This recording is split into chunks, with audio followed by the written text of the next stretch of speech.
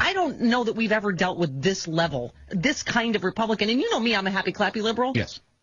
And I hate to see, I hate. But I hate these Republicans. I really do in Congress right now. Here's the only thing I will say. And look, I am not happy with this entire situation. But I will just say this was horrible on every level, morally and otherwise. They held poor people hostage. Yes.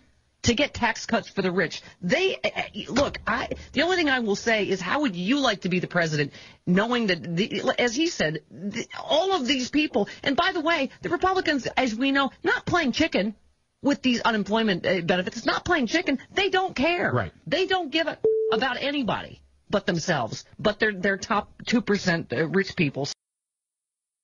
This is the problem I feel like the president's been saddled with, is not just an unprecedentedly obstructionist Republican side. He doesn't have the friggin' Democratic votes because of the conservatives. And so I'm just wondering, what would you do? Because all the people I heard bitching yesterday, what would you have done? And how would you would have traded the unemployment benefits, I guess, and said, okay, let them all expire. That's easy for us who have jobs to say. Yeah.